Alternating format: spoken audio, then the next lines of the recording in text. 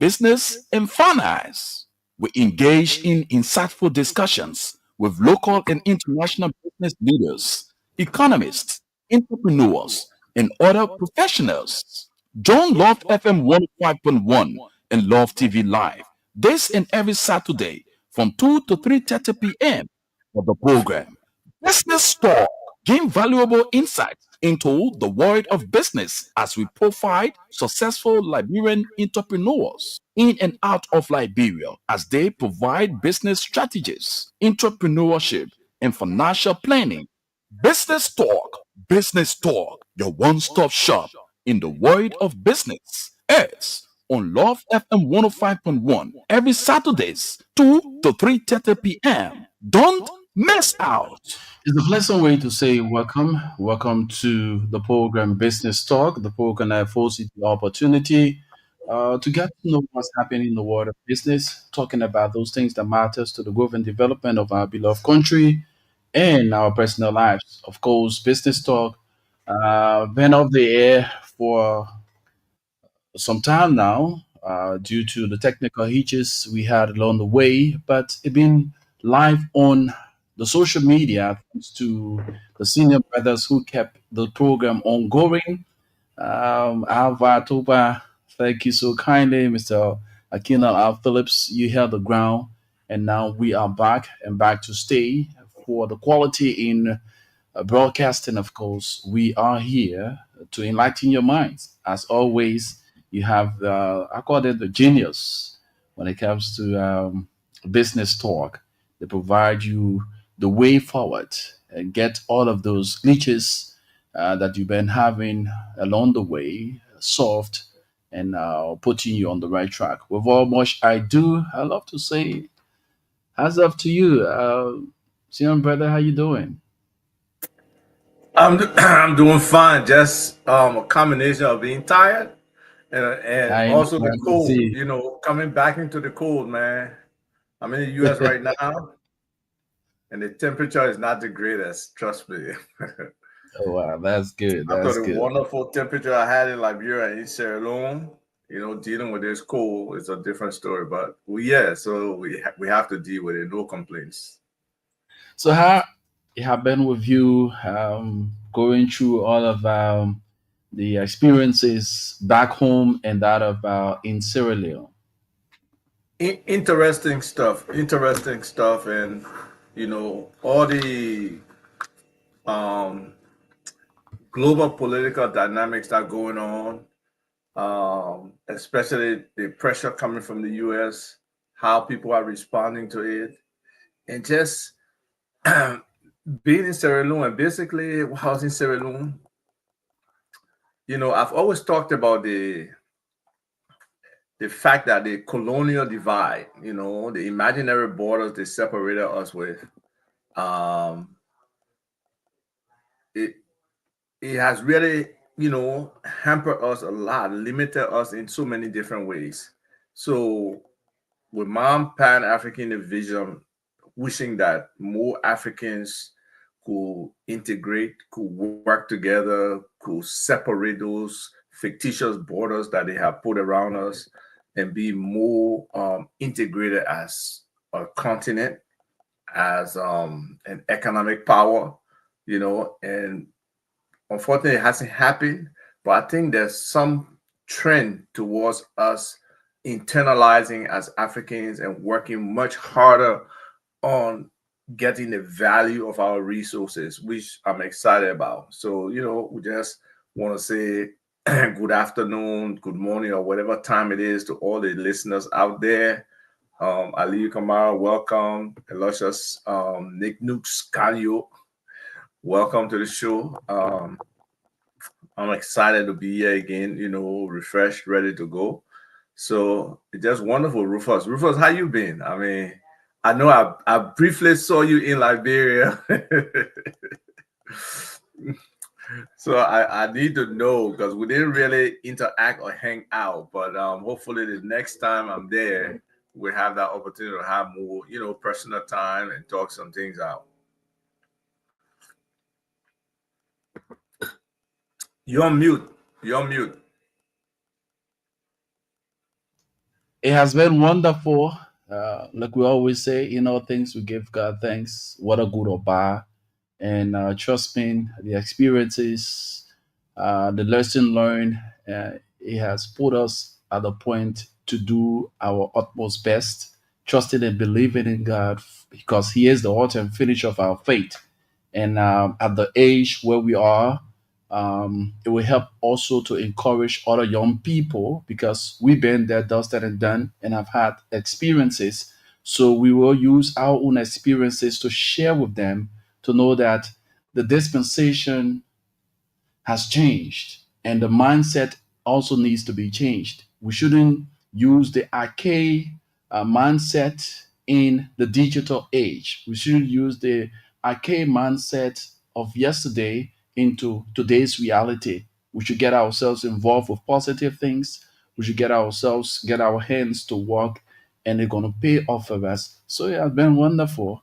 And I appreciate all of the pep talks, all of the encouragement senior brothers like you have been giving us to keep strong and do what we are called to do, most especially in our profession, because the profession at this point in time in Liberia is at a crossroad where everyone directed towards politics and leaving the reality of the day where Liberians are faced with so many things that has to do with personal and national. But we look at the politics, the drama in the politics, and leave out something like business, what we need to get ourselves involved with, get out of the knowledge that are required to transform our lives to be self-independent, to be independent or self-reliant. So this has helped us a lot. Yeah, it sure has, and we appreciate whatever we can impart. You guys are the next generation, and the burden that's waiting for you guys is not easy because it's about you and the people who are with you. And we know the constitution of the people right now. Education over the years has been not at the level it should be, and it's causing a lot of problems for our people. So the few of you who are picking up things and trying to make things work, the burden is huge. So for some of us, we just committed to seeing how we can make it easy for you folks while we are still around, because the number of years ahead of us way shorter than the number of years behind us. So we're excited about the life we have lived. But You will live longer. You just still got more years, more than what you think. well, I hope it will be functional years because I believe in being able to be functional, be able to contribute, and not be dependent on other people. But the topic we have today is a very exciting topic. It's about small businesses in the counties, about the impact of um, remittances, especially maybe SENDWAVE, because they are the primary remitter right now. We do have Western Union, we have MoneyGram, we have Kana Cash, we have a few other, small remittance companies. But the big dog is, SENDWAVE. But in terms of businesses in the counties, is very important for us to look at it from a big picture perspective, look at it from the government's development perspective, look at it from how our multinational companies are impacting small businesses. So we have to look at it in a way where we try to find solutions, right? We can't just complain because we know the challenges are huge. I mean, just off the bat, I just wish Akina were here, but we can keep that for him when he comes. Just the impact of electricity for small businesses is huge. And when we talk about in the counties, we're excluding Monrovia to some extent. We're going to exclude some of the real urban areas like Ganta or Buchanan or, some places in Magdibi.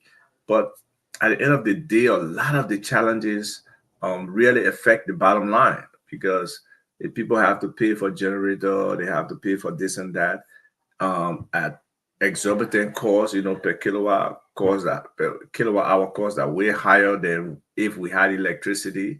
So it's a strain.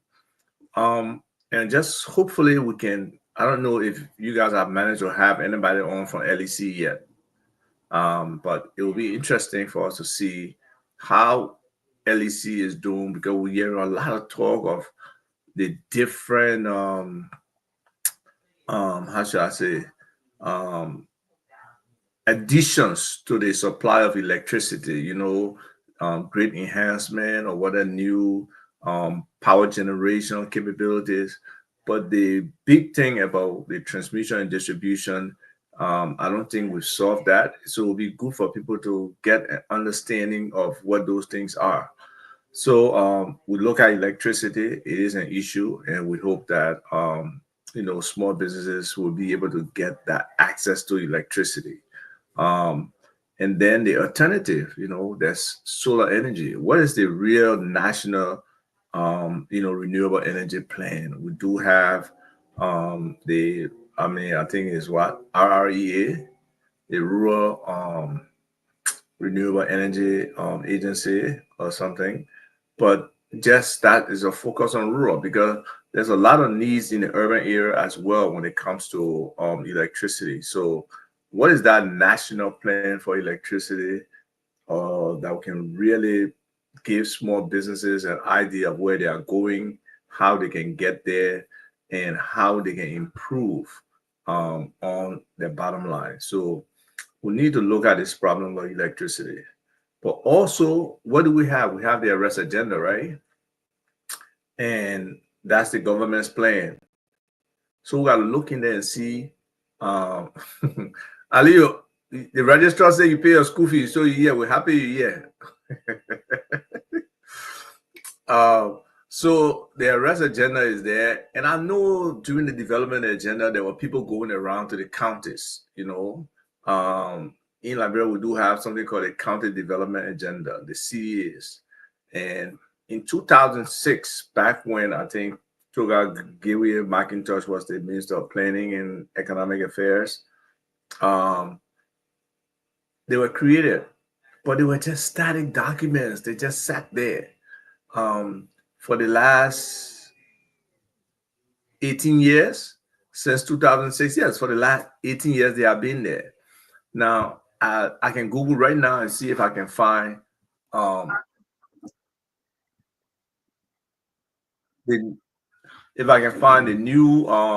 new county development agendas. I don't know if they have published them yet. Do you know Rufus, you're on mute? Do you know if they have published these county development agendas? No, no, not to my knowledge. So they have people going in the counties and interviewing people, getting consensus.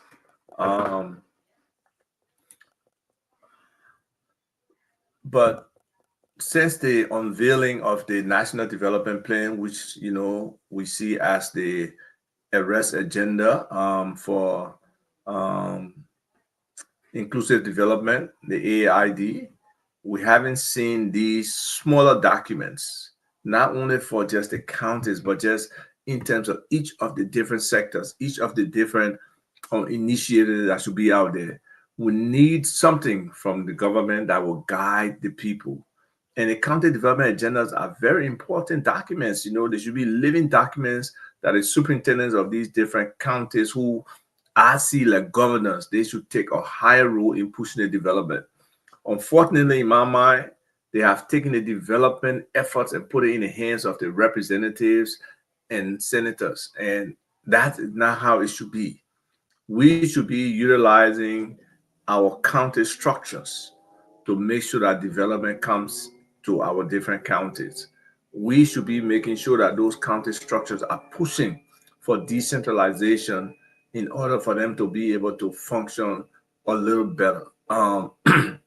Different agencies have national reach, right? Whether it's LRA, whether it's the business registration, whether it's the central bank and the other financial institutions that can come under them, that can really impact how business is done in the different counties. So we need to look at all those things to kind of determine, how can small businesses really function properly and be a better part of this whole economic development, economic growth, and job creation. So these small and medium-sized businesses, they really, really need support. And they really need to be guided, right? The Ministry of Labor, the Ministry of Finance and Development Planning need to really set up a blueprint for these folks in terms of, look, even if somebody just jump and say, I won't do business, there should be the small business. And, I know Minister Dolo is at the Ministry of Commerce, and they're an integral part of this process. They should first go through some kind of orientation and just understand the purpose, understand, the business to go into. And with the National Investment Commission there looking at opportunities, look at high level investment, but they should also be looking at the investment landscape at all levels and seeing how some of these businesses can come in, or where they should come in, be providing guidance. These are the opportunities that are coming today, right? For example, let's say if the effort with HPX is going to be real, HPX will be coming to Liberia, right?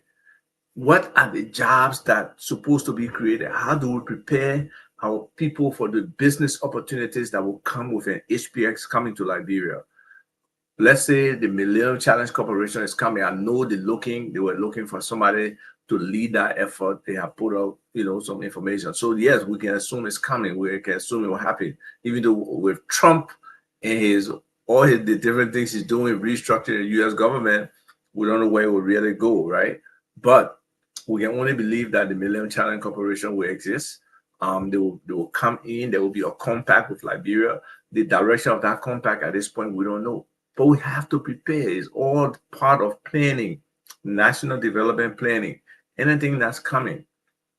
We look at the government talking about, uranium and other, precious minerals that we have, in Liberia. What about those?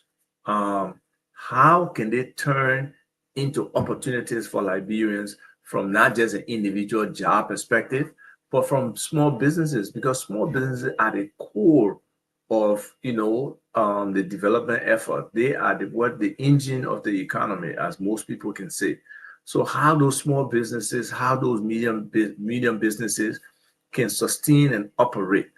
And again, I'm talking about Liberian businesses, right? Because we do have a lot of foreigners in Liberia who are doing small businesses as well. And sometimes they are encroaching on the set aside Liberianization sectors that have been established. But that's a whole different story. Let's focus on those that currently exist and how they can be enhanced, right? Because they are the one who can stimulate our local commerce, whatever it is, whether it's the basic food, whether it's shelter, whether it's services. These small businesses, they are the ones that can provide those things. And for them to stay functional, they need some kind of support, whether it's technical support, whether it's strategic support, or whether it's being able to have access to finance. Those are the things that's supposed to happen. And I think the government should be very clear on where they are in positioning these businesses to be able to move up and guide them in a direction. I mean, look, we just have so many opportunities. I did a post this morning on kind of responding to somebody else's post, right? So the guy had posted that maybe I should share the screen just so people can see. Let me see how I can share the screen.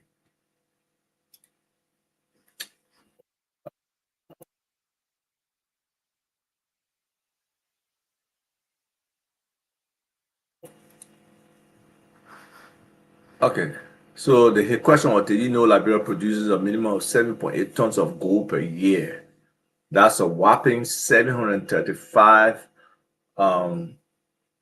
million $800,000. Where's the cash? And that's a wonderful question, right? And that's a fact. Because 7.8 is really lower than where we really are today in terms of oil production. In 2022, I believe we're up to 11.22 tons. Okay, so if you look at the price of iron ore and And that price, I believe, is on the rise in the world market today. That price is about, 94, $95. So if you multiply that 94, 95 times this year, you get this about 735 million, you know, because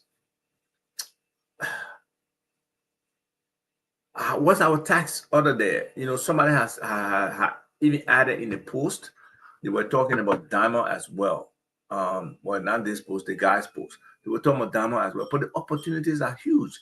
So I just, based on some of the things I've seen, I look at it. I share his link, then I share my thoughts, because if we are actually producing about 11 tons, which in 2024, we probably have increased our production, but just going back to that number at $94 per gram, what is that? That's $1 trillion, trillion that's being taken out of our country. How much is being left there? How much money of that money is being recirculated in our economy? Is it just all capital flight? So those are the things that can be used to support small businesses. If government can look at these contracts, look at how we can push these different international businesses, the multinational corporations, to be able to have a certain level of money on the ground that can help the banking system circulate those monies and be able to push Liberian businesses to operate. Okay, so he was talking about gold. Now let's talk about iron ore a little bit. $100 a metric ton of iron ore. So on average, supposedly we'll do 5 million metric tons, but that's way higher than that. So that's $500 million a year for iron ore, but it's higher than that, right? And they have been targeting getting to 20 million metric tons. That means at $100, that's $2 billion we're talking about in iron ore on an annual basis. 2 billion. How much of that money stays in Liberia? How much of that money circulates in Liberia? So those are the kind of questions that we need to ask. Our leaders know that over the years, we have been hemorrhaging when it comes to our natural resources. They've just been taking it from the time I was young. From the time I remember Bowman, I remember Lamco. Resources have been getting out of here. And the people in those communities, the businesses in those communities don't really benefit. And that has to change. And I think I've been talking about this whole office of government efficiency. Yes, people can look at it negatively from the Trump perspective, but we have been talking about government efficiencies for the longest time. And it's very important that we build some level of efficiency in government. Whether it's cutting the fat that exists in government, there's everything is kind of inflated, the procurement processes, the staffing, the way government is staffed, the different duplication sometimes of efforts between different departments or different ministries and agencies. So those are things that we as Liberians will need to look at. So I know I've shared with you a mouthful, but let me see if Rufus can come in and share some thoughts on that before we try to get into the nitty-gritty with regards to these small businesses. Alva, you just said it all. You just said it all. Just to validate what you've been saying, because we on ground we experience a lot of these things that you just spoken of.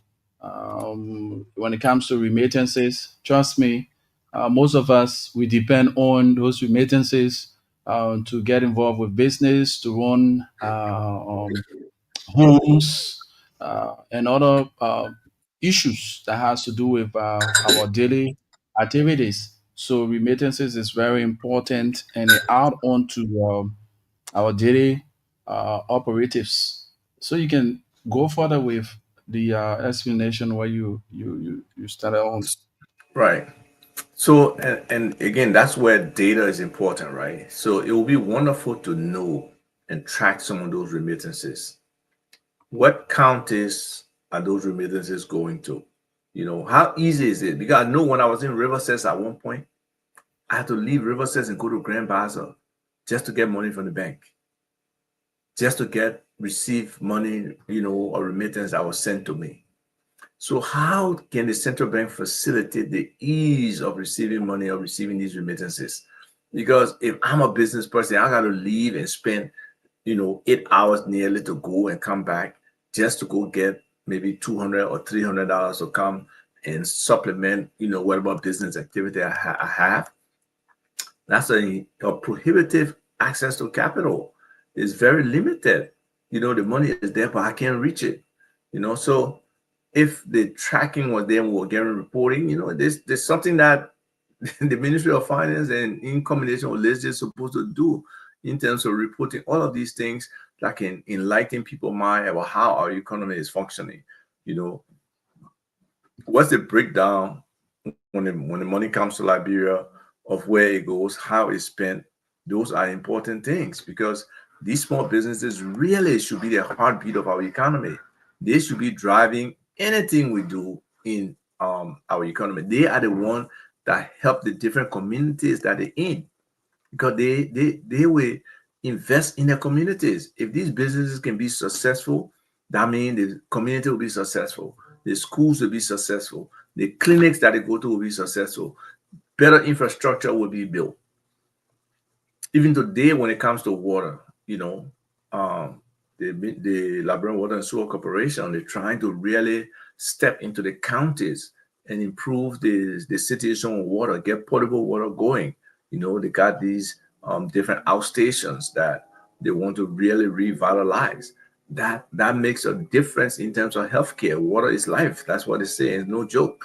The more you have potable water, the safer you'll be because there will be lesser diseases. The fact that we can wash our hands anytime we dirty them, just easily is a problem. Sometimes even washing the hand with the current situation, washing it with dirty water. So is that cleanliness? Well, it's something that people can ask. So these small businesses are very essential and they have to be, supported. We rely on a lot of, inputs. In the counties could be where we will start some level of manufacturing. Ghana had the one district, one manufacturing kind of plan. It never really materialized to the fullest, right? But for us, if we can even try, that's 73. If we can just target the 73 districts and say we put something here of significance from a business perspective, and it should be Liberian owned or a Liberian partner, business. Every district in Liberia got some kind of economic strength in terms of natural resources. And we have to look at our development plan in a way that we want to develop from the grassroots up and be able to find opportunities in each of these areas that can be worthwhile, that can be beneficial, that can be profitable, that people can go into and be able to attract those businesses. Because the only way our communities can grow, the only way we can have, the level of, quality education across the board, if these businesses are successful, they can pay the money for the services they want. It trickles down to the family, it trickles down into the community. So it's very important for us to look at the industrial activity that has potential in each of these different counties. Like my friend George Palmer can always say, for government to work, government must work. This is a lot of work. This is a lot of work that needs to happen for us to move this country forward. And when we say government, it's not just only the people in government, though. It's all of us. We have to be a part of the process. We have to find the ways that we can contribute. And sometimes it can be from the advocacy side, where you're advocating for things to happen for other people. Not every time it gotta be just for you, but it is how can we get our country to where we want it to be, where Liberian businesses are really the engine that driving our economy. We have a major stake. We are participants. We are active. We are benefiting. We are profiting, from the opportunities. And it all ties in, right? The banks are there, but how liquid are our banks? How accessible or how open are these banks to us accessing the capital that's in these banks? So what is the capitalization of these banks when it comes to really the population that we have, the business sector that we have, and being able to keep them, as part of the churn, the build up, the development, the rotation, the movement in the economy? Those are the kind of questions that we need to be asking. These, um, what do you call it, man? These little financial institutions, the microfinance institutions, how prolific are they? How many of them are spreading around the country to be able to give small loans here and there for businesses to grow? Those are things that the central bank should be occupied with. Where are we on digitizing our payment system and moving from, this cash transfer? Because we'll not get to a credit economy except we can do certain things, identification, being able to know property and individuals. Each one of them need to be identified. If those things can happen, we're wasting our time. Even today, the banks are having problems identifying their own properties that they got on their real estate book of business, because the technology from back then did not allow that. And over time, these banks have held some of these different properties, and now some of them don't know where those properties are. I don't know if they can even track some of the owners. So the whole system, if we don't build our system, we will not have anything. Record keeping is critical. If we don't have data, if we don't have data, and that's what's his name is talking about. But having data and then using it in a way that it becomes information, and then extending it to the next level where it becomes knowledge, is not an easy thing. It's things that takes professionals to do. Um, but we have somebody here who's making a comment about businesses not having a good plan. Not only businesses do. Most of our institutions do not have a strategic plan. They do not know, have a clear vision. They do not have a clear mission. They do not have clear strategic objectives. They do not have initiatives on those objectives to say this is what we do. And they don't have key performance indicators where they can track what they are actually doing. So yes, you're 100% right. Everybody is crying for funding, but what would they really do with the money? And how does the money come? We know there's problems in the banking sector with, people demanding some of the money that they're about to credit out, and the expectation that people would not pay. So if they can get whatever they can get at the beginning of the transaction, fine. And it should not be that way. We should be able to increase the value of our land, that it can be strong collateral for many of these people who got properties and other things. But again, viable, who determines viability, right? The bank is the one that's assessing that loan application and trying to make sure that they're protecting their own interests. But are those interests aligned with where development should be going, where these companies should be going? What's the role of our, small business department at the Ministry of Commerce in trying to help these small businesses build up and grow? So that everybody needs to work. Seriously, nothing will come free for us. Nothing comes free. We have to put these things front and center of our development agenda, especially when we talk about liberalization, when we talk about Liberian businesses. We need to help them. We need to build some of these incubators where some of these people can start from before you even become a real business. Go through a certain level of training and apprenticeship to understand what the business climate is. You just register a business, say, oh, I sell a small fish. What is your plan to grow that business from beyond one small table of small fish to a shop of small fish to a store of small fish to, a mall of small fish? So that step-by-step incremental vision that's needed, that can be laid out for people, they need to be helped to do that. Um, Patrick is saying, let's see what Patrick is saying. Let's show what Patrick is saying. It's long. I agree with you that we need to develop a holistic master plan for Liberia capturing districts and counties. It's 2025 now. We need an integrated framework that lay out the plans for infrastructure development, including roads, water supply systems, public facilities, electricity. Organization is fast improving out there, and we're out to catch up with it. And that's a fact. We are behind. We are behind these things, and we need to catch up. And we don't have to crawl. We are able to leapfrog some of these things if we can just look at where we have resources and harness those resources into the more productive things that we need to do rather than the waste and the fraud and the abuse that is typical in government. And it's not this government, it's not only the previous government, it's not the one before. All these governments, for some reason, the level of efficiency is poor, and they need to be cleansed, they need to be restructured, they need to be held to certain standards, they need to be made accountable.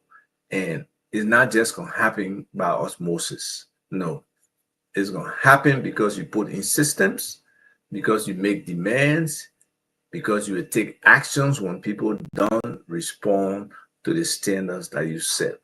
And that's the only way we can move forward. Somebody got to put their foot down. The president is can put his foot down. He got to find somebody who can be his step down person that will put their foot down and make sure his vision or some of the things he wants to happen will happen.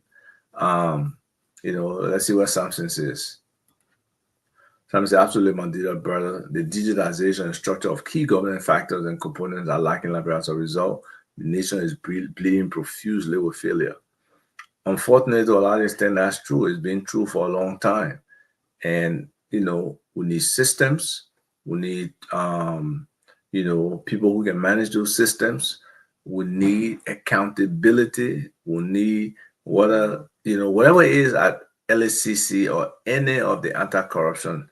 They need real independence. They need to be strengthened. They need to do the work. So, we can go back to the key topic, right? So these small businesses here, we're talking about them, the access to capital, right? But what about just how they are able to get the products first, whatever they have in terms of, whether they're inputting directly, whether they're getting it from buyer. The supply chain is tough. Transportation is a major issue, how they get the products, right? So these things, the supply chains, the markets, they really need to be looked at, again, I'm sorry to use the word holistic twice, but need to be looked at holistically because they all build on each other, how things happen, how they go. And we need to find a way to facilitate transportation. This government has been focusing on roads, and we appreciate that. The roads are getting better, but we need more roads. We need better access, especially for those people who are in the business of farming, being able to get the products out there. That's one of the huge limitations in the farming sector, where a lot of foods just get wasted. So the government needs to help. Again, we have to call on the government because you are the one that negotiate all our contracts. You are the one who receive all our any returns we get from natural resources, which we have seen is not adequate, which we are seeing is limited, but the government gets it. So the government has to be able to use that for its people. So we're talking about financing. How do these people get access to capital, right? There should be special programs. There should be special low interest rate programs for these people. We talk about the microfinance institutions. They have to enable some of these institutions to have the right level of funding, that those people who are doing business can be catered to. And they got to tailor those, those grants to them. We got to find people. Yeah, they got different small business departments that can provide those services, help them. And they are government funded to help these different businesses be successful. And that's necessary. And where we come in as diaspora people is how we can connect with those business people. All of us either come from some county, right? Whether that's Monserrato, whether that's Sano, whether that's Grangere, we have to think about reinvesting or investing back into our counties, right? Because whether we went to school, they won't go to school, our counties give us something because they produce our parents and our parents produce us. So they have given us the life to be here. So we are in the diaspora, and that's part of our Liberia Diaspora Equity Fund. That's part of what we're looking at. How can we invest back? How can we partner with other businesses or business persons on the ground to direct whatever investments in the right way. How can we source funding for some of these different, young people that got great ideas that want to do business and are just limited? So, us, Liberian Diaspora Equity Fund, will be a private investment opportunity that will go into strategic areas to try to make sure we, return our or get returns on our shareholder equity. And in addition to that, we want some public-private partnership with government.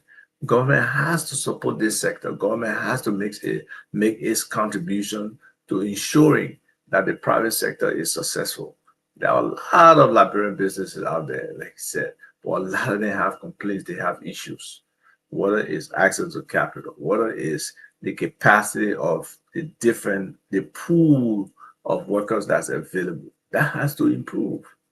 Training should be a consistent thing. We complain all the time in the housing sector. Most of our people can't finish. When it comes to building, when it comes to the level of quality construction, sometimes the design can look so great, but when it comes to the little finishing part, making sure a window is aligned, making sure a door is aligned, all of those things are challenges. When you lay the tile, make sure it flush to the wall, and all cement not showing, the other one not showing. And it's a challenge, but we have to make it happen. And that's where our country is right now. We need everybody on board, whether you're opposition, you're not opposition, in terms of developing the country. Let's try to move the country forward. Your success as an opposition should not depend on the failure of the current government, okay? And or for you to try to amplify that. Yes, point it out, but offer solutions to them, how they can do it right. It should be on the ideas and the ability to implement. That's what we should be making decisions, and that's what we should teach our people who don't understand civics, right? And we need to all be successful. We can be successful in Liberia. We have a lot. We have a lot going on for us, thanks to the bounty, whether that God or that whatever force out there that created our country, and put it in a strategic place where we have a lot of natural resources. We have sunlight, we have water. There's water coming down, rivers coming down from the north down south. They are coming. Hey, you're not spoiling the whole show. You talk about electricity, the man account. Welcome to the show, Akina. Welcome. I think you guys are mute. I think both of you are mute. Good morning. Welcome. Good morning. My How you apologies doing? for the late arrival. Doing good. Good morning to everyone.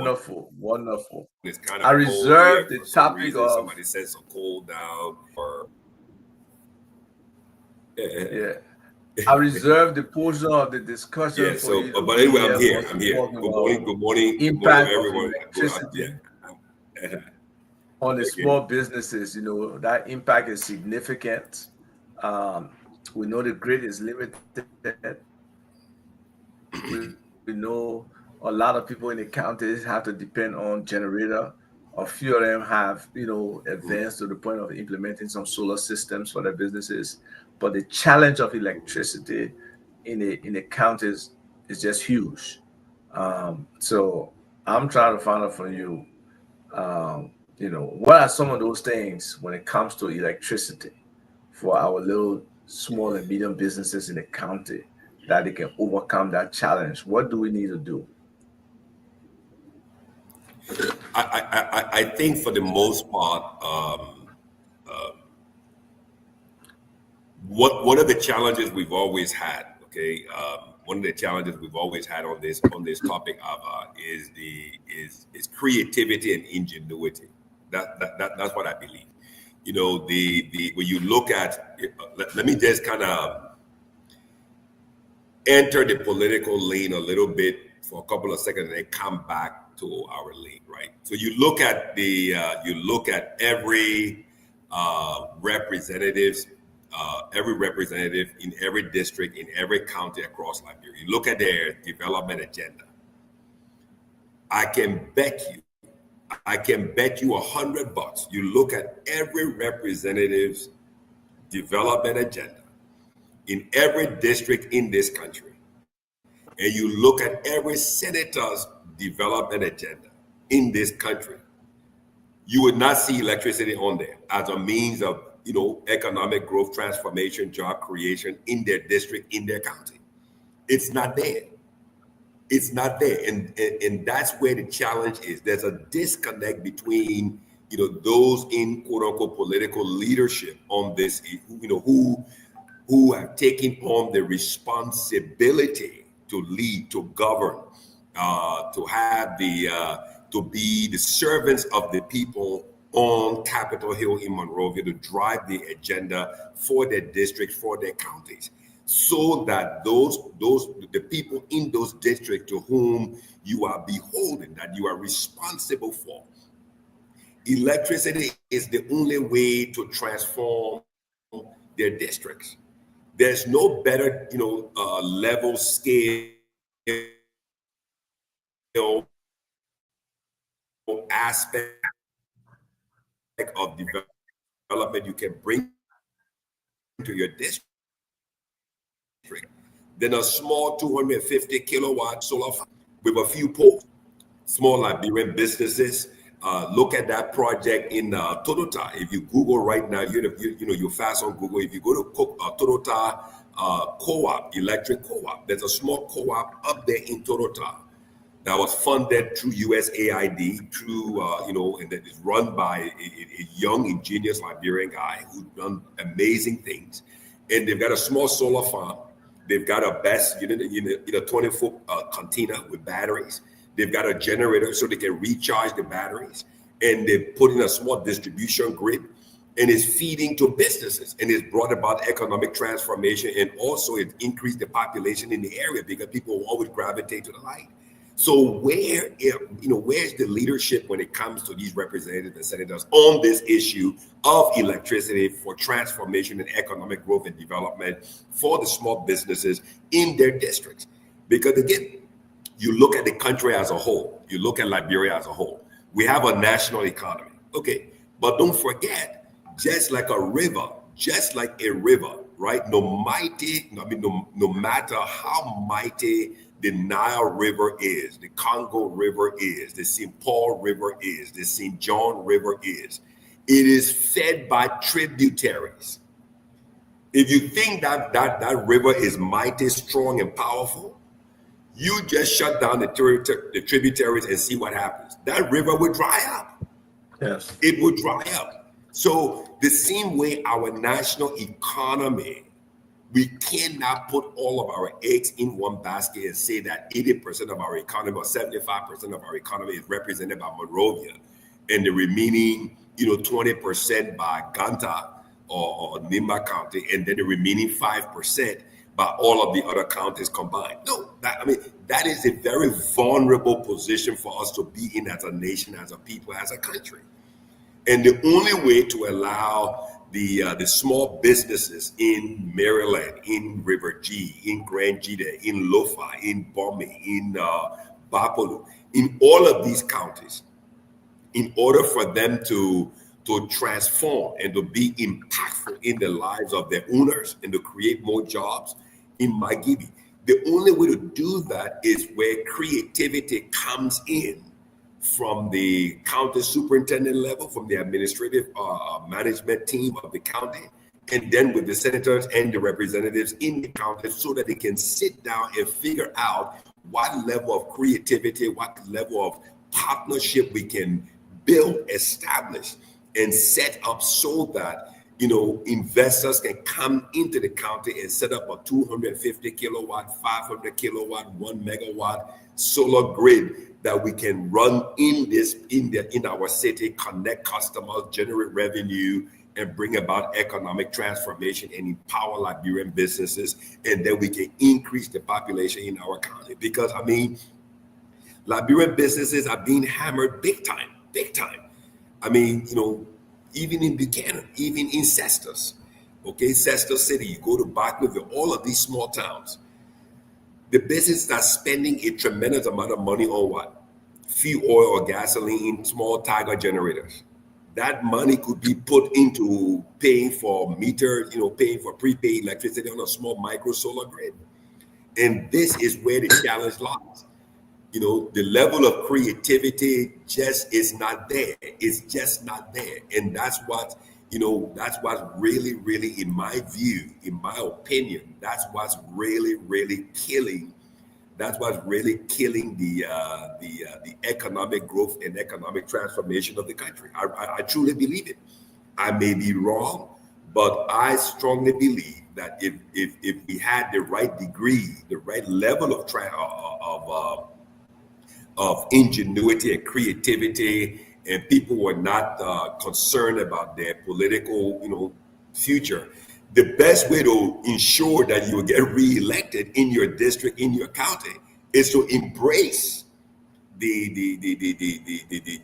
electricity, the energy agenda, to bring it to your county, to your district, to bring about transformation. Because every voter wants to have a better life.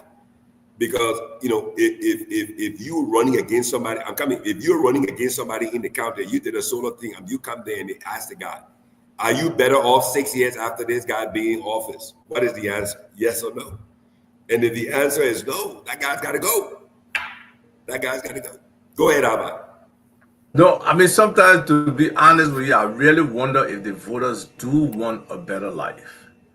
Because sometimes the decisions we make, I've always been a proponent of teaching civics, letting our people understand the form of government, letting them understand how to select a candidate, the different characteristic qualities they should measure the different candidates on.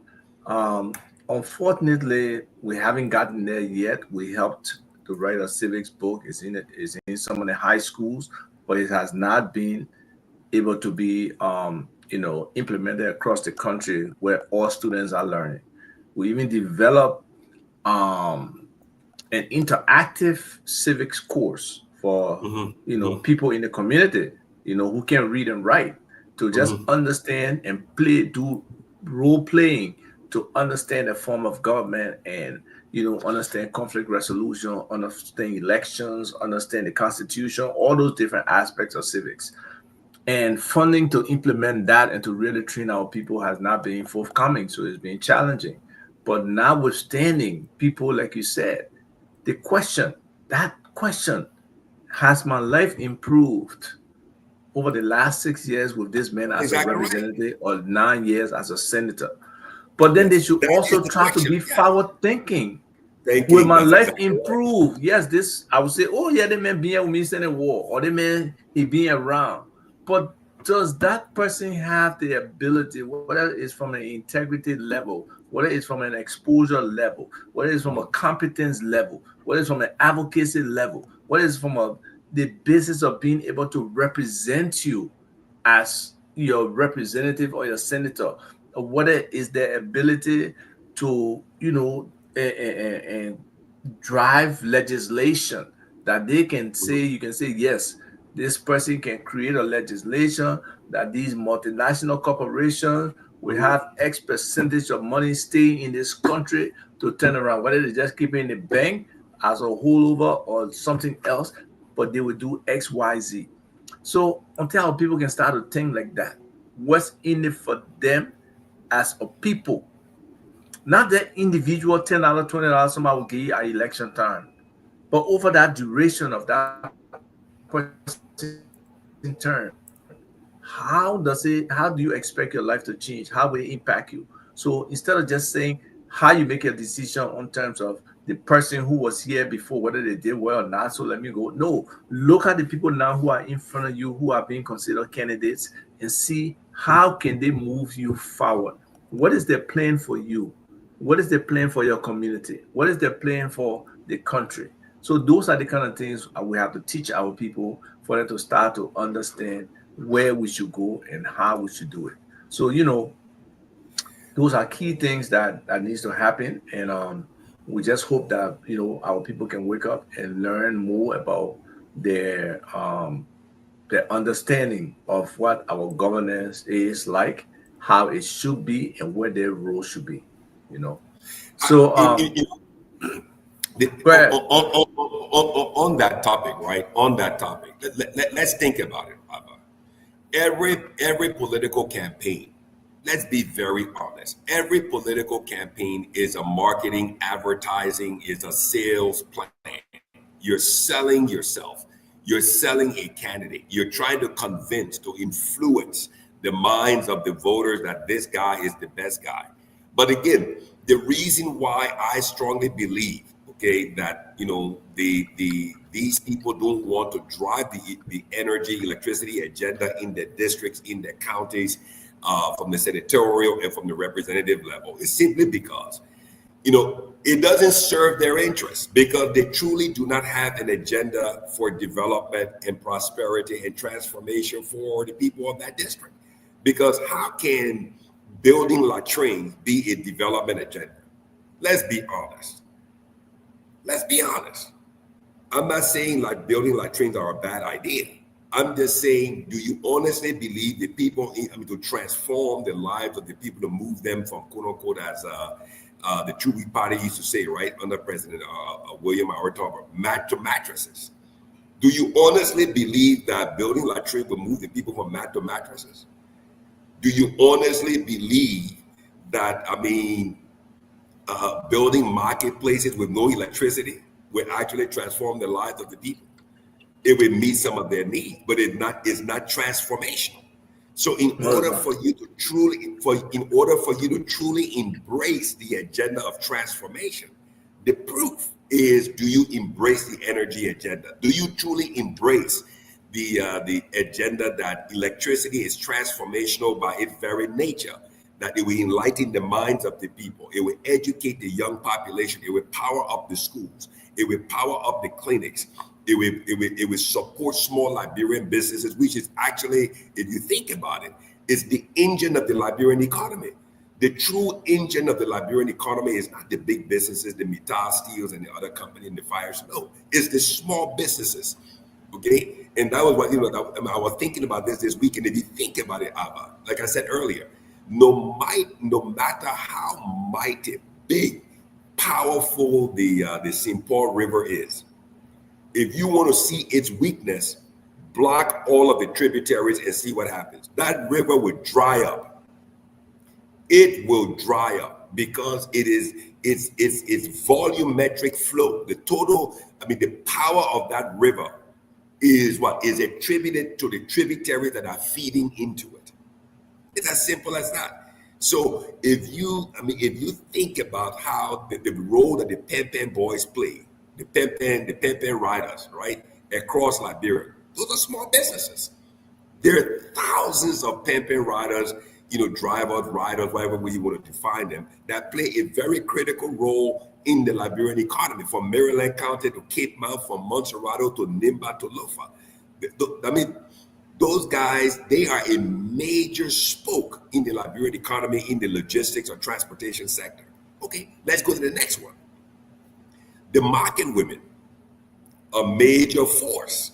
They are a major force in the Liberian economy. They're small businesses. Powerful. Very, very powerful. From county to county, from town to town, from city to city, they are very, very powerful. And those people, if you empower them with electricity, just imagine how much power they will have and how much more power they will have economically, how much more enlightened they will be, how much greater understanding they will acquire, and how much they will become a major political force to decide the fate and the future of their districts, of their county. So the question is, do the representatives and the senators, do they truly embrace this energy agenda? Or is there a fear for this energy agenda because it will enlighten, it will economically empower, and it will cause them not to be voted in? So that's where I think the question is. But but I don't want to spend too much time on the political lane. I want to stick more to the economic lane. But again, the scratch card boys, the guys who are doing mobile money and selling scratch cards and data cards, look at the impact of them across the country. They, no matter how big Orange is, no matter how big MTN Lone Star is, Their success is dependent on those guys in the counties, in the cities, in the towns, in the villages, selling scratch cards and data cards. That's where the revenue truly comes from. You see. So the small businesses play a major role in the Liberian economy. And we could elevate that, we could increase that, we could drive that up more, right? Get more economic output from our economy, more GDP growth, okay, or GMP growth in our economy if we just had more power, more electricity in the counties, powering up the cities, the towns, the villages, and helping with transformation economically and the development of the people at the social level as well. Go ahead. Yeah, I mean, look, Liberia should be a 24-hour country today. There you Seriously. go, right there. If we had electricity, we'd be able to do that. Look, business process, services. We are highly positioned to be able to provide those services. It's just sad sometimes when the offerings come to people who are in power, they don't take it.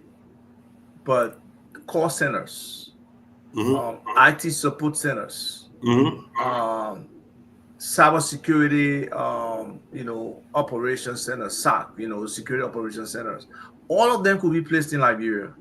We already, to a large extent, speak English. So teaching our people the template responses, because the profession, yes, exactly. yes, that language, we will be able to communicate it better to people than the Indian people can do it, than the Filipino people, than any other area that are doing it. Probably even in Nigerians right now today. My friend is in Nigeria, okay, opening like in one of the states there a business process, operation, and he wanted to do it in Liberia.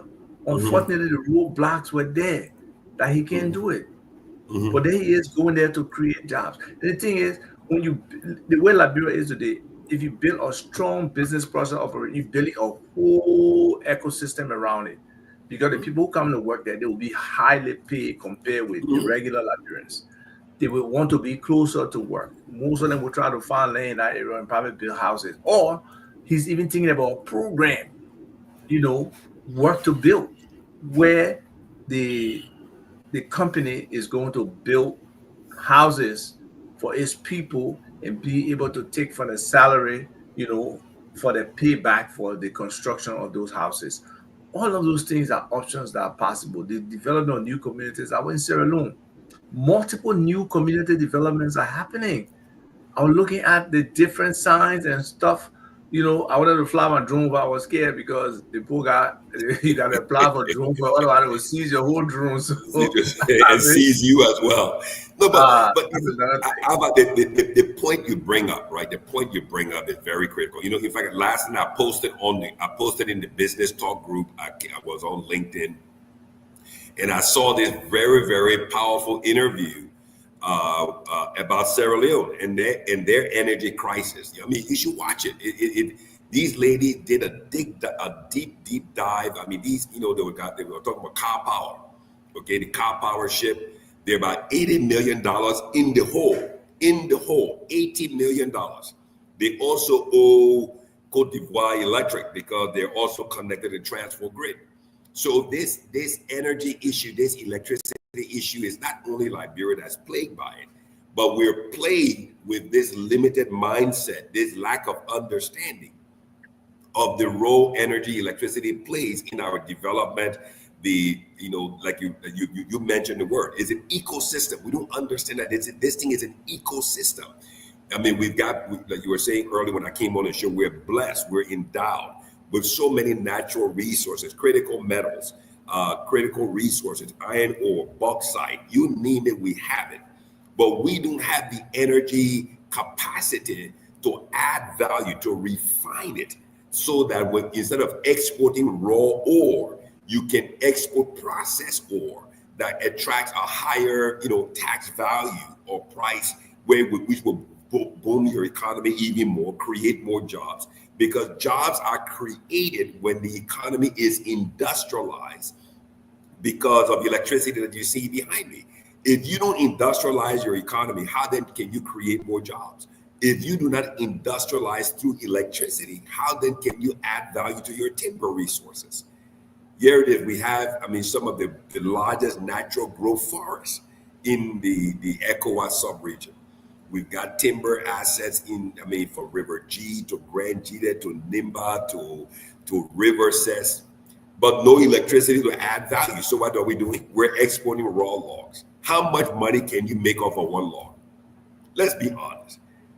But if you have electricity to run a sawmill, to have an investor come and invest in a sawmill to add value to that timber, you will hire engineers, technicians, accountants, finance people, safety people, you name it, Ava. Like you said, an ecosystem will be built around that industrialized company that will attract more tax revenue for the LRA. It would, I mean, the roads will be developed, the county will be developed, the small businesses will be elevated, and it will be a win-win-win-win for both industries, government, and the investor, and the population in the districts and in the county. But again, I think our challenge is that we are at a place where we've lost our ability to be creative. We've lost our ability to sit down and think. Everybody is trying to get something for themselves. And then I'll use the word you talked about, your friend go to Nigeria to invest in the business. We don't even know, as you know, when you're going to sit down and do a business, you talk about, you think about, what are you bringing to the table? What does Liberia bring to the table? You are listing them. We are a country settled by free slaves, independent in 1847, strong relationship to the U.S. We speak English. We use the U.S. dollar.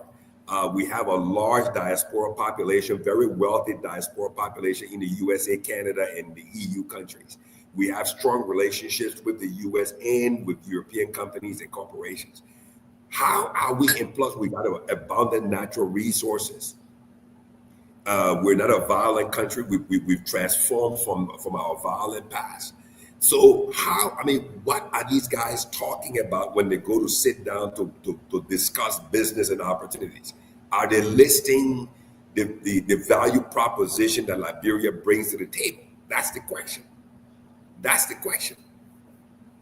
You know, sometimes, what are we talking about? Hey, shout out to Pitma and Lorenzo. How you guys doing? Lorenzo, you stay in Texas? No, but you know, that's part of the preparation, part of the work that comes, right? Every Liberian who's in position and who's engaging other people should be like a salesperson. You should be able That's to exactly rattle right. That's exactly everything you right. just Yes. said over there. You know, business development, how you move in the country. And sometimes it's just positioning it that person understands where you're coming from and your own thought about this country that you love so much. And then how can you get them to see that and be able to want to do something in your country? So that reflection, people can feel those kind of vibes. They can feel how you feel about your country. If you don't respect your country, you don't love your country, you don't want to move your country forward, somebody you sitting across from the table will sense that. And then what kind of interest they will have? They'll say, oh, they guy can check me if I want to do something funny. So you're not protecting your nation. So all of those kind of patriotic and nationalistic things need to be in our minds as Liberians, as we engage other people, as we want people to come to our country. We got to believe, we got to say it like we believe it, we got to say it like we want it, that we want things to happen for the betterment of our entire country, not just a few people. And once we know we build that mindset and we can start for people to start thinking about what's next, right? It's not just me, it's beyond me. What's next? These young people, how can we improve, you know, technology training, ICT training? How can we, our people, we can't accept that, oh, some people not even able to learn. What about digital literacy? How can we teach them up to just do certain things? Because let's be honest here. You know, you go to school, you learn all the different subjects. Sometimes you never use some of those subjects. Just want to know why. So people can specialize. Some people can just focus on one thing and do it well and live a wonderful life from just using whatever they know how to do well as a profession. So we need to do that. We need to encourage some of these young people that got ideas. How can they develop their ideas? Look, I was reading something on my flight about, I wanted to Google it, but I forgot that Ethiopia has an AI institute. Let me Google it now to see if it was real, right? Yeah, while you're Googling that, again, like I said earlier, right? One of the challenges is the way we think. There's a problem with the way we think.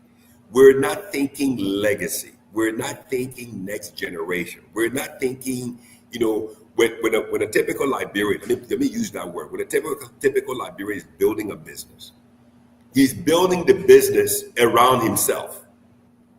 So if you remove him from there, the business collapses because he built everything around himself. He's not building it with the intent, with the understanding that nothing lasts forever, including himself will not last forever. So if you're building this business with the intent of this business being transformational, being very impactful in the society, in the country, that would transform lives and would create jobs and provide opportunities. And at the end of the day, right, business is all about creating wealth and making money. Then you've got to understand that the effective operation of this business is to what? Is to create a board of directors. Tell me if I'm right or wrong, Ava. Create a board of directors.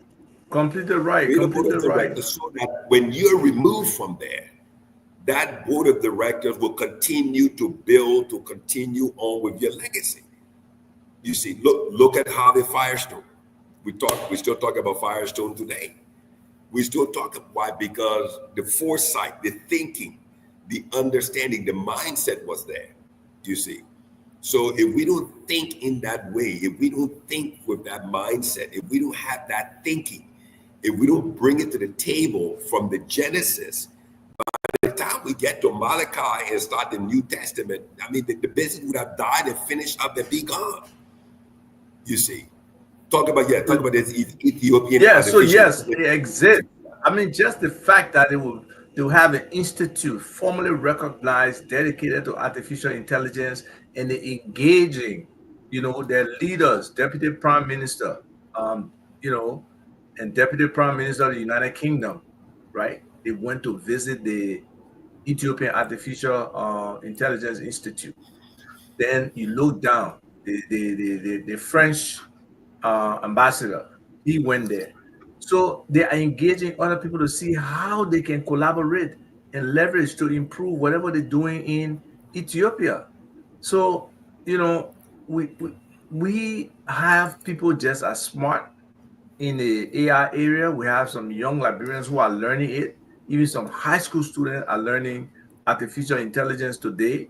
So all these things have to be a part of, how we do business, how we want to move our country forward, because the opportunities are there. So, it's about really all the little pieces and putting them into the puzzle and finding a solution for how you move, our country forward. And if our leaders can do it, I don't know who will. You talk about, you mentioned something, you talk about the fact that, I was talking about the mindset, right? Every representative, every senator, every, county superintendent or county administrative, part of the county administrative team, right? From the superintendent, deputy superintendent, whatever the case is, every director, minister, or MD of public corporation, they have to understand that they are the first interaction with the global community. So you got to be a salesman. One of the persons I really admire, and I have him on my, I took a picture of him, I printed it, I have it in my office on my desk, is Dr. Adesina, the CEO of the Africa Development Bank. I love this guy. I mean, this guy, I sit and I listen and I watch videos after videos of Dr. Adesina. Because why? This guy is Africa's #1 salesman.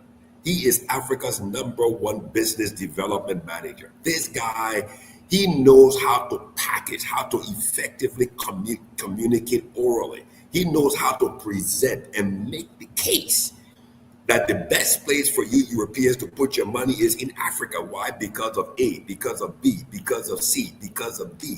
He puts it, I mean, he packages Africa in a way where, I mean, you wouldn't want to put your money anywhere else. The best economic growth is taking place in African countries.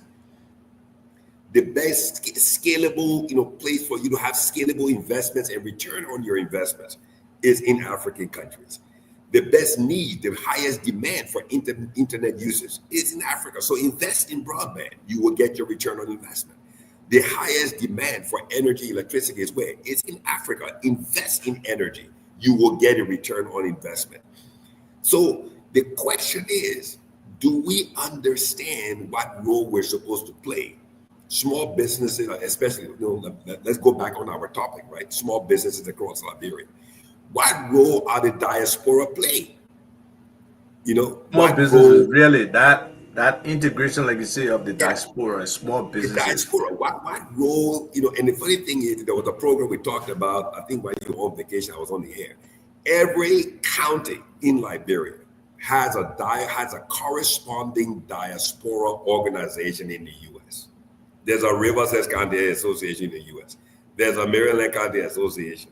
So you do the counties. Then the next level, we got all the tribal associations. There's the Grebo Association. There's the Pele Association. There's the Kisi. I'm a Kisi man, did not dump it all. Okay? I mean, you name it, every tribal group. Then you go to the next level. Every university has an alumni. No, before you go to university, they got development organizations, development corporations for so many different countries. For the counties again. Then you come to the university. Then you come to the high school association. All the high school, they got Rakes Institute Alumni Association, LTI Alumni Association, Bongtown School. You name it, it's there.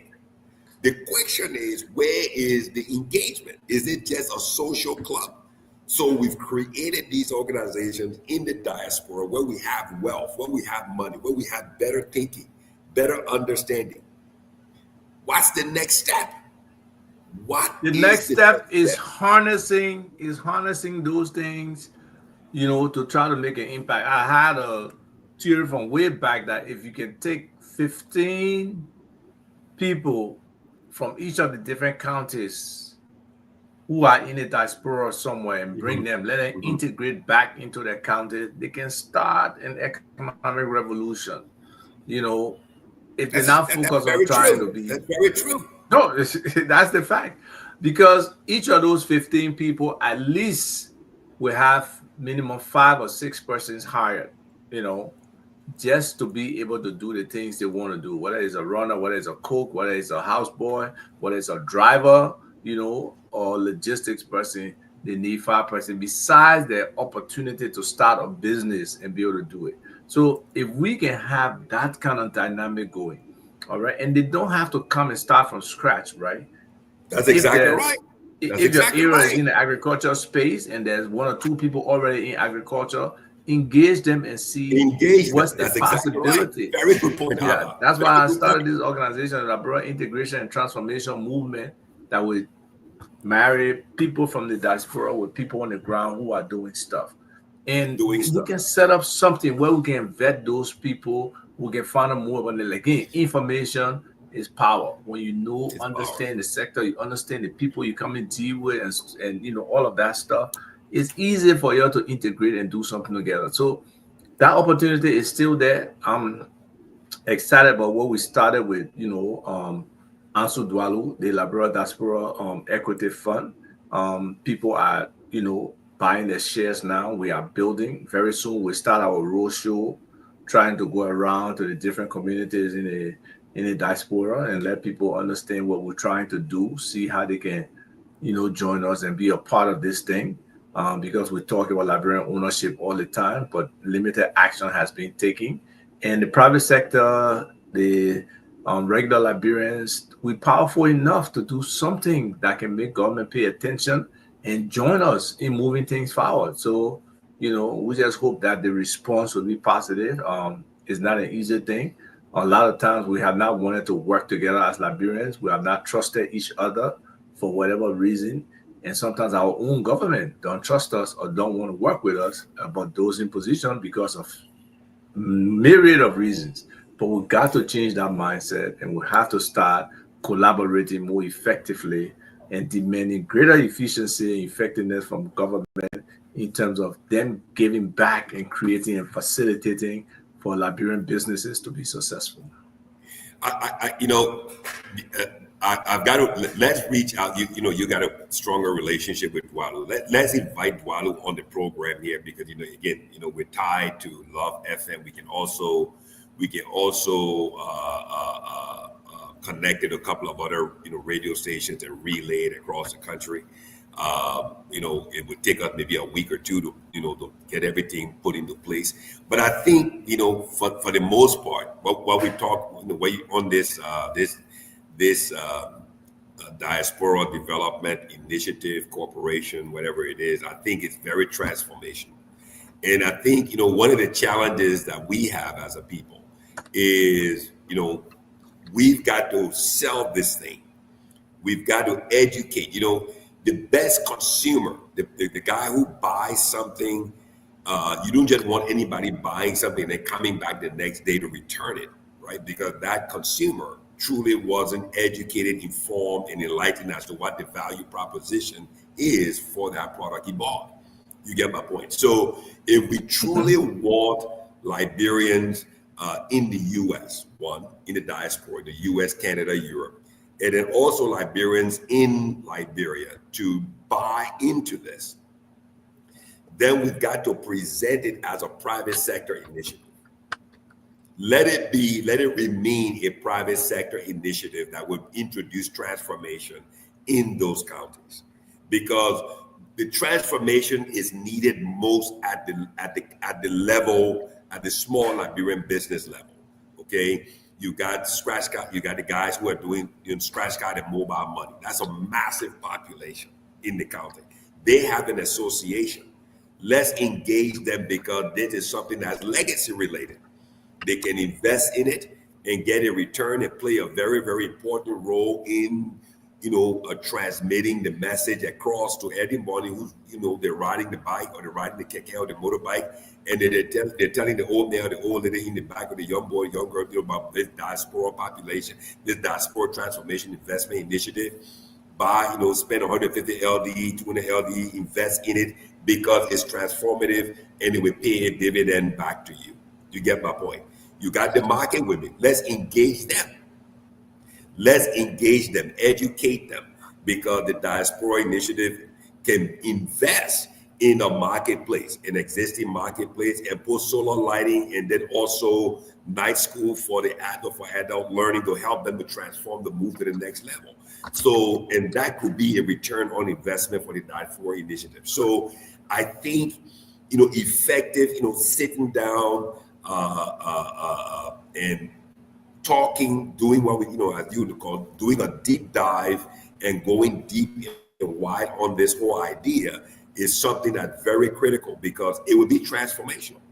It would be transformational. And then we need to ask ourselves, okay, if we present it, if it is presented, if we present it with something that's connected to government, right? Don't forget, okay? Like, just how we, you and I live in the U.S., but, anything that government manages, they manage it very badly, because government is not supposed to show a profit. You get my point? So are Liberians going to truly embrace it if government is connected to it? Yes or no? That has to be talked about, discussed. You get my point? So, if you link it, if you connect it, if you join it too closely with government, is it a positive development? Will it be positive in promoting it? Or will it be negative as you try to promote it? Is it best to keep it as a private investment entity, no connection to government, but at the local level, transforming lives and creating jobs and making investments in small Liberian businesses? Maybe that's the best way to go. And I think that we, the diasporans, we play a major role in Liberia's transformation. What's the number? $800 million. $800 million. Write that down, everybody. $800 million in remittances that we, the diaspora, send to Liberia every year. But what do we have to show for all that money? So this diaspora initiative could be where we could invest that money, right? And then use that money in that initiative in every county seat of government. Have a diaspora investment office in the county seat so that we can start talking to small Liberian businesses, training them, teaching them, have a small staff, broadband connection, remote training, remote teaching, and then engaging the local businesses and seeing which business we want to invest in. I think that's the way to go, because we've got $800 million that we're sending over there. It's almost like putting money into a well, and you can't tell you don't know the bottom of the well. But if we could switch 10% or 5%, I mean $800 million, 10% is 80 million. 5% is what? It's 40 million. That's $40 million. Do you know what that? I mean, you can do it. You can chop the numbers whatever way you want. But I think if it is presented well and articulated well and given to the minds of the folks, at that level, I think a lot of people will embrace it. Go ahead, Abba. Yeah, we've come close to that time. Am I muted? No, I'm not. I was saying we have come close to that time. We've been here an hour and a half, and we've shared a lot of information. It's time to wrap up. We recognize some of the folks: Samson Glowmonger, Nikki Cully. Always, she brings wonderful comments. Alexandra, your point is very well taken. In terms of decentralization, we do need to decentralize. We have passed a local government act that they're trying to implement now, where services across the country hopefully will be really decentralized. The county leadership can take more responsibility for the direction of the county. The superintendent can really act like a governor. On the local level. Yes, we need that. The smaller, administrative areas, in the different counties can become more active and stuff like that. But it takes effort from their part. It takes integration. We need people in the diaspora to look back to the counties, to look back to where they're from and see how they can integrate, how they can support, how they can participate. Yes, it's challenging. Yes, the level of skill is kind of lower than expected. I mean, we already know we are ravished for skill in Monrovia, the capital city. So we know it will be lower, but we've got to have some level of patience in teaching people up, in trying to get them to understand what we want to do. And most times, if instructions are very clear, a lot of people can execute. But if you're just expecting people to have the ability to think to the next level and stuff, sometimes it's challenging. So we have to be patient. We have to teach. We have to work with people and see how we can get them to where we want to get them. So, thank you for the show, Akina. Definitely thank you for coming on, your powerful input about the electricity sector, the analogy of tributaries providing the power into the main river is critical. It's with anything. You can't just coexist alone. You need your supporting pieces to be an active part of how you can be successful. And that's the same way for government to be successful. All the different ministry agents have to be successful. The people have to be put on the right path to support, government success, to be able to be viable, to be able to pay taxes, to be a part of the economy. All of these things work together. So, we'll continue to try to push the narrative and try to be very positive in how we approach these things. We'll be inviting other people, like we say. Hopefully, some of the people we have tapped to invite, we revisit with them and see if they can come on. But at least in a couple of weeks, we can definitely get Dwalo on here to talk about the Liberia Diaspora Equity Fund, how it's going, where it's going, how more people can be involved, and how we can get to that place where we are a critical player in terms of investing and doing business in Liberia. So I want to thank you all for everything. Yep. Yeah, I mean, my apologies to everybody for joining the show late today. Rufus, I must couple of comments. I see that you seem like you're ready for basketball today. So you already the man The got man on got his your muscle man got t-shirt, your his muscle jersey showing. on. Man got his jersey. But the quality of all of the audio today and the video today, you notice the difference, right, Abba? I mean, Yes. yes. I can see. I mean, the resilience in all of that. So whatever you've done on your side there, Rufa Divine, kind of, I must commend you on that. Keep up the hard work, the good work, the honest and transparent work. Keep it up, and we're here to support you 100%. I think this is a great station. You cover a wide area, and business talk is truly transforming lives. A lot of people are participating. But again, I mean, our time is far spent. We're what, 9 minutes past the time. So can we squeeze the last 20 minutes and go to the top and take a few calls? Can we, Rufus, please? Is it possible? Okay, so Rufus says it's possible. However, I don't know if you can stay for the remaining 20 minutes. We can take a few calls. Okay. Let's do that. Let's do that. What happened? What is that? What is that? I've heard that Ava wanted to leave. Oh, okay. No. He's very conscious of time. He's very conscious of the time. Yeah, let's open the phone line. How about you can take some calls on your side? Let's open the phone line so people can call in. Those who want to participate, we got 20 minutes. You can read the comments if you want. My younger brother, Albert Phillips, he's up in Pennsylvania. I like his comment. He said, train, teach, then repeat. Just what you said, Abba. Develop a strategy, develop a plan, develop the cycle of it, and just keep repeating it and then producing the results. I think that's key. The telephone number to call, you can add it to your WhatsApp if you're in the US listening. It's +231 887 105 105 or 231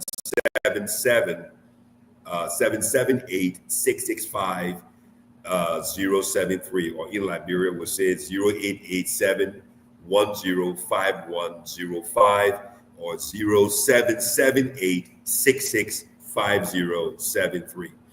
But again, I mean, if you look at Ava or Rufa, if you could put Alexander Trumpe's comment up on there. She said governance in Africa is too centralized. Okay, she said governance in Africa is too centralized, fully relying on government. It kills private initiatives. So like I said, the Diaspora Investment Initiative, project, I think we should, because people like myself, I can't speak for others, want to invest in Liberia. But like you said earlier, you said a very strategic thing. You said, you don't have to come in and start from zero. But if the investment initiative had an office in every county seat, right, and start, you are very big on data, collecting information. Start to get all the small businesses in Liberia, in every county, and then write up a small portfolio of that entity, be it a scratch card booth, be it a cyber cafe, be it this, be it that, and Liberians could invest in that entity. As you know, a $1,000 investment in a business in Maryland, that's a big investment. Correct me if I'm wrong. It is. No, it is. It really is. And it can make impact and you can be successful. So, it's just about finding that disposable income and those people with some disposable income and see if we can, marry them with people on the ground who are doing some stuff, who are already doing some stuff, whether it's 2 more photocopy machines they need, or photocopy that can copy not only 8.5 by 11, but 13 by 19 and other size of paper. The quality of paper can improve. And some of these guys, they edit documents for people when they print them, right? So you can be an active part of engaging with that person in that kind of business. And they got multiple businesses like that we can, and part of probably our responsibility would be to identify those opportunities where it's a small business that looking for growth, looking for expansion. Yeah. Vet them, do the, like you always talk about due diligence, and who's this guy, who he is, how long he been in business, Is he competent? Get the preliminary paperwork. What is his turnover? So at least when you bring that to the floor, then people can say, you know what, I want to put in 150. I want to put in. So by the time you collect almost like a GoFundMe for that business, you can collect $2,500, and all of those people will be shareholders in that entity. But that guy gets $2,500 investment, and they can grow that business, transform that business, invest in solar to run the copy machines, and then all of a sudden, he's generating more revenue. So I think that's the way we need to, think. My younger brother can always say, think out of the box. No, remove the box. Just think, right? Yeah, just think. I'm always saying that. No, forget the box. Move the box. Just think. And so I think that's where we, from the diaspora side, we need to truly engage. And I think this thing that Dwalu is doing is very, very important. The wealth is here. The money is here. Some people are spending money, sending money home, and they got nothing to show for it. You listen to some horror stories of Liberians investing in Liberia. But why don't you put it in the Diaspora Investment Initiative Fund that will give you a dividend? So when you go to Liberia, you can see those entities you've invested in, and you can see the return. Go ahead. Hello. Yes, hello. How are you? We're getting you. Janche, welcome. Yeah, thank you for the recognition. Thank you for the show. For the sake of the library, we will name and Janeta. Yeah, I want to say our brother thank you is still for long. I saw you people were happy to hear you because the program always motivates more and give us a bad knowledge to see how better to maintain our little team about our corner. Yeah, but my question is that business in Liberia, even in a rural area, in a capital city, some people they now go in the classroom to learn about business, and somebody give you 150 to make business. People go in the community, you open a co-market. So how you feel that business will go?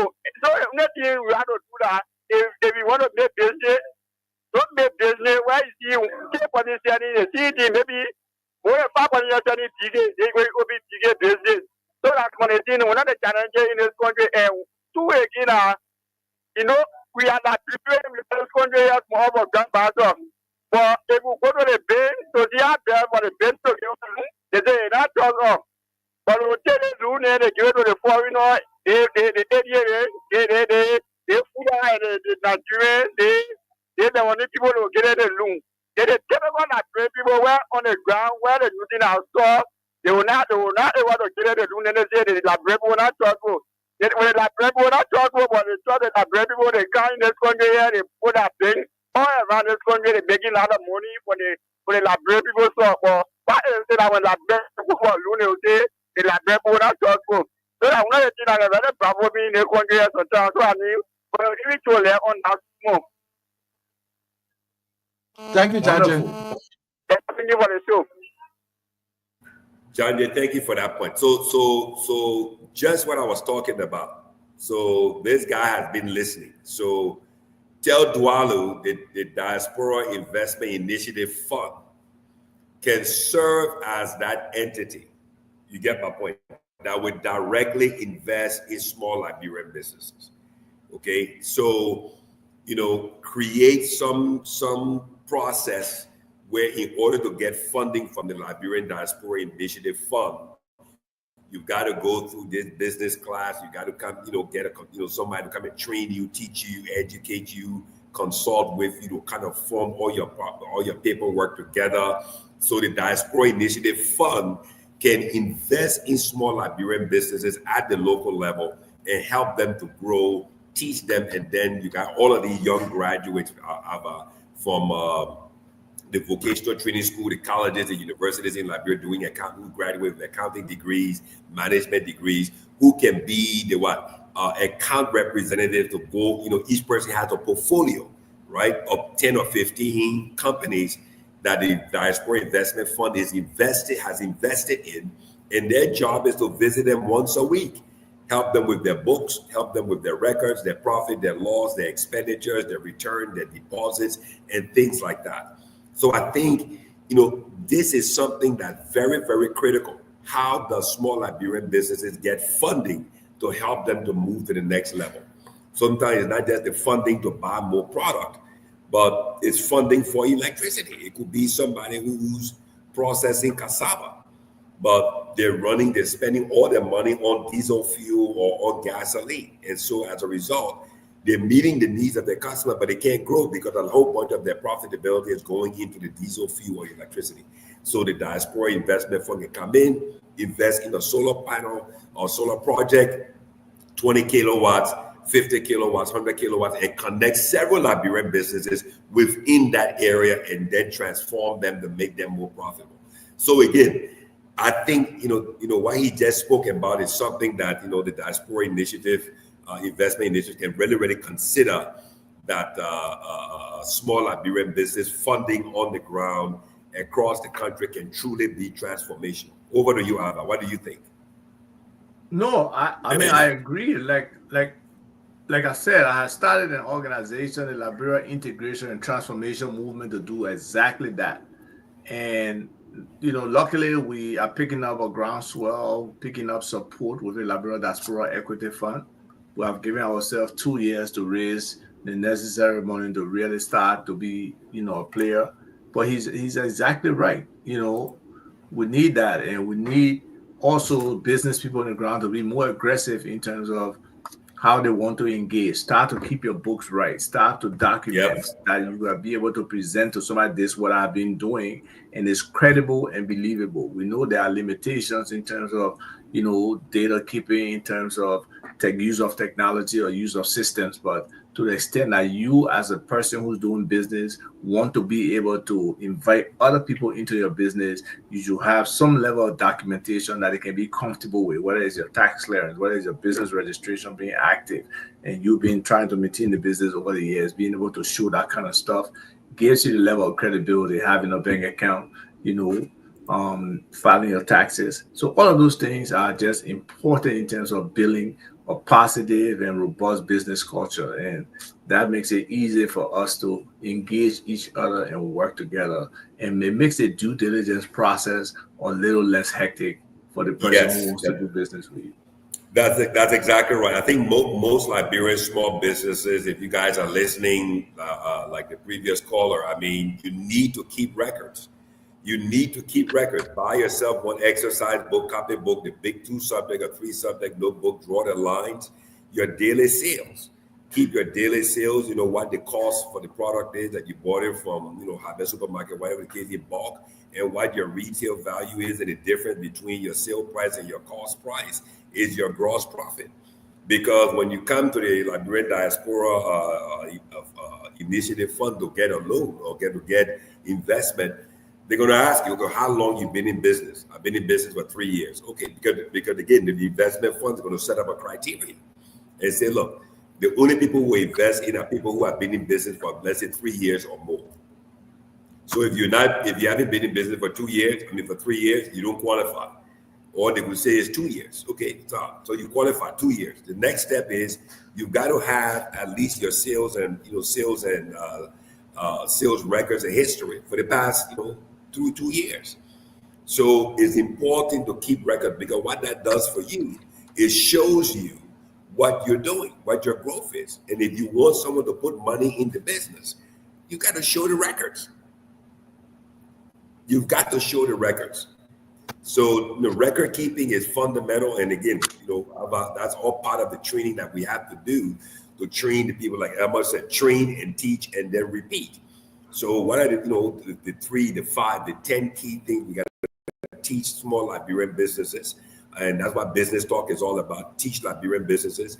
And then what entities that can provide these trainings so that Liberian businesses can truly become more profitable, and people can become more enlightened and get a better understanding as to how to grow and how to expand their business, you see. What do you think, Rufus? What do you think? We got 7 more. We got 8 more minutes here. What do you think? 7 more minutes. What do you think? What's your perspective on this? It's very important. It's very important. Like I said to Ava, in our previous discussion from the onset, the remittances, what we talk about, mobile money, it plays a significant role in our economy, most especially a lot of us who are involved with businesses, who are involved with home care and all those stuff like that. We benefit a lot from remittances because you have a family member out there who throw down to you some level of help through the same wave and other you know remittances means. So you also talk about electricity. Electricity plays a pivotal role, like you continue to say. Without electricity, our economy will not go anywhere. We'll continue to struggle. We'll continue to be behind because, mind you, like we make mention the other time about our own involvement with electricity as a radio station, wherein you are doing a business, you have clients that you need to play the ads and other stuff, our programs. All of a sudden, LEC gone. It becomes a serious issue for you. Yeah. Yeah, it becomes a serious issue for you. Now that okay, for instance, if you have what we call a generator or mini generator, you also need fuel. And we have the scarcity of fuel creeping in, wherein this month you have it at a low pace. The next month, the price increases. So, what you as an individual need to do, or a business person, you need to keep track of all that you do. Make sure to get storage of fuel because there will come a time that it will be very difficult That's a yeah. for you to get fuel as you used to get it. So scarcity comes in. How do you run your business? How do you carry on? Like for some of us who do the radio station business, you need fuel. How do you get it? So, with all of what you people been saying is in place, and we just need to, for those of you who have the ideas, to continue these kinds of programs. Make sure to carry on symposium, make sure to carry on workshops and other things, so that the Liberian people minds can be developed. Like I always say, when the minds are developed, the eyes will appreciate the works of the hands. Exactly right. Yeah, yeah, yeah, yeah. What is lacking in our country is that we just need that push, the mind, to develop the mind. Yes, Because like I said to Ava, most of us in this present age, we're still using the old age ideology, yes, and it yes, doesn't yes. fit in the present It reality. If no, you it does used to not. if you used to eat one cup of rice, you have five in your home. You used to cook one cup of rice and it fit everyone. In today's dispensation, it cannot. So you need to step up a cup or a half so that you be able to feed, adequately the family. So that's how everything around us will change. It will never be the same. That's why the songwriter said, that's the way it is. Things will never be the same. It will never be As the we same. forge ahead, things around us change. So is our mind. Our minds need to also change. Changing minds, changing attitudes. Yeah. So just to kind of close up on this, and you kind of reference it, like I had said it, but let me just share some of what we're thinking about doing, in terms of engaging business, and we um, managed to have, you know, um, that there are some smart, competent, qualified, experienced young people out here in the diaspora and in Liberia who are willing to support this diaspora equity fund. Here is something from one of them. His goal: he wants to support the Liberia diaspora equity fund in fostering opportunities that empower Liberian entrepreneurs through a venture studio pilot project. Right.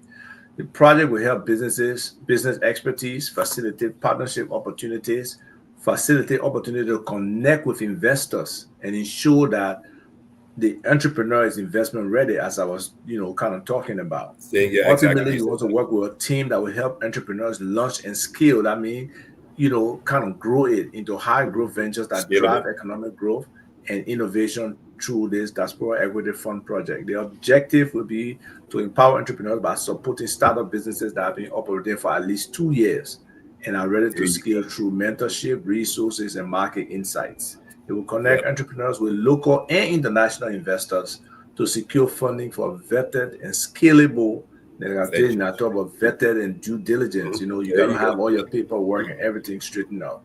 Additionally, the studio will build capacity through workshops, boot camps, and training programs, equipping entrepreneurs with essential skills and fostering innovative solutions that address Liberia's socioeconomic challenges with a focus on sustainability and impact.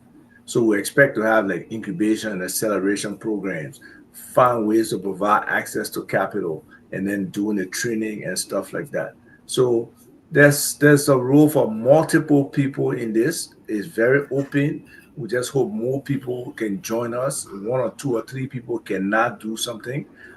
It takes a lot of effort, and just the work to put this kind of document together, it takes effort. So when somebody can take the time and do it, show you the level of interest they had in what you were doing. So we just want to say, thank you to Alpha Tonga for wanting to be a part of this, and hopefully, very soon this kind of effort can start to be manifested with, the diaspora investors, the entrepreneurs on the ground, and us really coming together as one and making this thing happen. So, thank you to him, to the team, and we'll just keep pushing it until more Liberians can see the reality that for us to move forward, we have to work together. We have to start to build confidence. I, for one, usually say, I don't trust people. And even when I do trust, I still try to verify, because that's the way you can make sure that you're not caught blind and you're not aware of what's happening. So we just have to build that confidence that we can work together, we can make things happen as Liberians, and we can all be beneficial. We don't have to take the eyeballs out of each other or deprive anybody of anything for us to be successful. We can collaborate and be successful. And yes, good point. And we'll close on this so we don't go back. I think, this is exactly what I was talking about. Okay. The good thing is that we in the diaspora, and I will piggyback on, I will connect it to what Rufus was talking about. What was done before cannot be done today, cannot be applied today. And the challenge, is that we've got to build a bridge. When I went to this African American Business Summit that President Boakai came to in Atlanta a couple of months last year, there was a guy there who talked about building a $500 billion bridge. A $500 billion bridge between African American investors and investors on the African continent. It's a $500 billion bridge. And what is that bridge all about? The very same thing that you and Dwalu talking about, the Diaspora Investment Fund. So how do we in the diaspora, who have a little bit more enlightened mind, but have over $800 million soon, we're $200 million away from $1 billion. We're $200 million away from $1 billion in remittance to our country. How do we build the bridge to the local, to the Liberian, to the small, medium-sized Liberian businesses from Maryland County to Cape Mount, from Montserrat to Nimba and to Lofa? How do we build that bridge? And that's why this Diaspora Investment Fund is all about. There's a lot of work to do, and I think this document I put up is the first thing, because at least that's the plan. And now we just have to figure out what the strategy should be so that we don't centralize it, right? That's the biggest fear. Don't centralize it. Let it be decentralized in all the counties so that people at the local level can connect to it. And let's make sure we use the power of broadband internet in each of the counties so that, programs like these can be broadcast in all of the counties through local radio stations there, so that then you guys can do presentations to a local hotel guest house where people can come and sit down, put the big screen TV, and you guys can present so people can understand. Okay. But thank you so much to everyone who listened, who watched the program today. Thank you to the one caller for calling in Business Talk. We appreciate everyone. Rufus, thank you for such a great job, the hardworking effort you're putting in. Thank you to the staff of Love FM, Love TV, Liberia, for broadcasting the show all across Liberia radio land. Those who listen, we know that there are more silent listeners. Thank you to the Love TV, Love TV Live Facebook page. Those who watch online and who will watch it later. Thank you for your comments. Ava, again, once again, I love the transformation that I'm seeing in you. That the brace is gone. The brace is off. No more neck. We're trying. Trying to work this neck. The new neck. And welcome back. My regards to the wife and the family. I'm sure you guys enjoy your time in Liberia. And thank you for the show, everyone. I got to go and take care of my business for this Saturday. It's been a great time. Bye. Bye-bye, everyone.